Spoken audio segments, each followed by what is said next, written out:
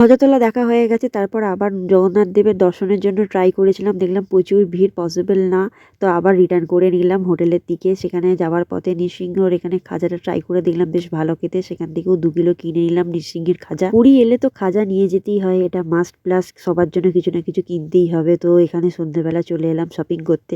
সকালবেলা যে ছবিগুলো তুলেছিলাম এখানে ক্যামেরাম্যান দিয়ে গেল, পার ছবি 50 টাকা করে নিয়েছিল, 2টো ছবি তুলেছিলাম। বালির মধ্যে হেঁটে হেঁটে ঘুরে ঘুরে দেখছিলাম কার জন্য কি কেনা যায়, কি গেঞ্জি গামছা সব রকমই জিনিসপত্র বিক্রি হচ্ছিল, এখানে দামটাও অনেকটা। আমরা পুরীতে এসেছিলাম 2 রাত্রি এবং 3 দিনের জন্য, এটা আমাদের সেকেন্ডতম দিন, পরের দিন আমরা চলে যাব। তাই আমরা দেখছিলাম যে কার জন্য কি কেনা যায়। অল্প সামান্য জিনিস কিনেছি, বেশি কিছু কেনা হয়নি। তারপর খুব খিদে পেয়ে গেছিল, শেয়ার করে ধোসা খেয়েছিলাম। তারপরে বাড়ি ফেরার পথে রুটি কিনে নিয়ে ফিরলাম, কারণ মাংস রয়েছে, রুটি আর মাংস রাত্রিবেলা খাওয়া হবে। এই যেখানে কেনা হয়েছে খাজা ফাজা সব ভর্তি হয়ে আছে, এত নোংরা করে রেখেছি, সব পরিষ্কার করতে হবে কালকের মধ্যে। আজকের মতো বাই, দেখা হচ্ছে কালকে ভিডিওতে।